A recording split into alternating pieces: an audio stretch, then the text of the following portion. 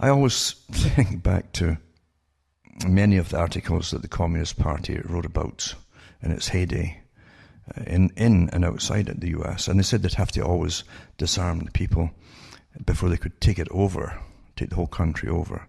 That they always said that from the days of Lenin onwards, and really nothing has changed, obviously.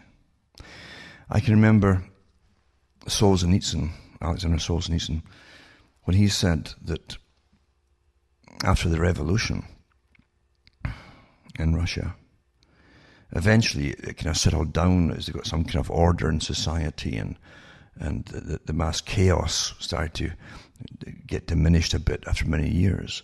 But then the NKVD, which is their secret police and so on, doing night raids, sometimes early morning, 2, 3 in the morning, that's when they love to come in. When people are gone to bed, they're tiredest, they've just fallen asleep, and bang, in comes the door, and you're dragged out of bed and hauled off. And under the Soviet system, they would turn out the whole street to witness the poor unfortunates getting dragged out of their beds and into the streets.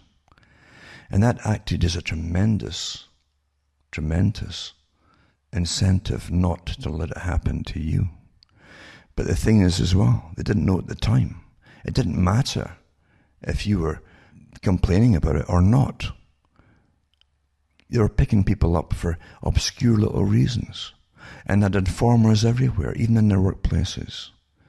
If you made a little joke about something, just a little quip, a passing joke in the day about the system or whatever, it's a joke. Every country does it. Then you'll be lifted and off to the gulag or killed. And that's what Solzhenitsyn said.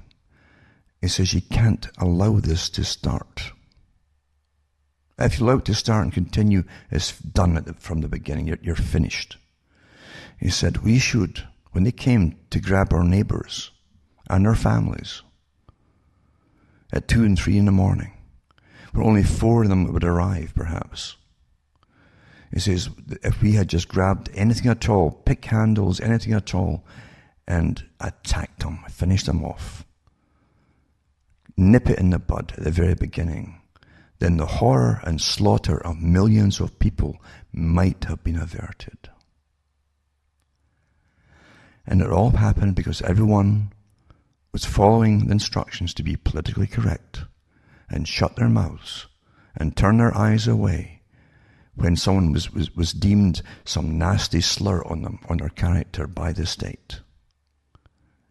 And these slurs, just like, oh, you're a counter-revolutionary. It's always a little slogan, you see, a term they can slap on you that immediately, you start blushing even if you're not one. You're trained, you see. Don't let it happen again, because we really are going into it in a big, big way, unfortunately. Terribly sad. And the horror will come out of it. Well, it gets worse every time, really, doesn't it? The 20th century took the biscuit for incredibly mass slaughters. And yet the techniques behind them have been actually improving to make it even better and bigger the next time. Well, don't let it happen. And you better use your freedom of speech.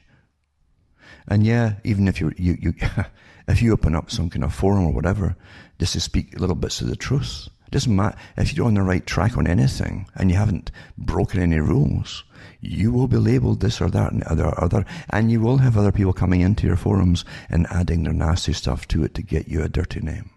Happens all the time. But you got to keep using your freedom of speech. And don't fall into joining this group or that group or whatever group it happens to be. Think for yourself. Think for yourself. And don't be used. Whatever you do, don't be used.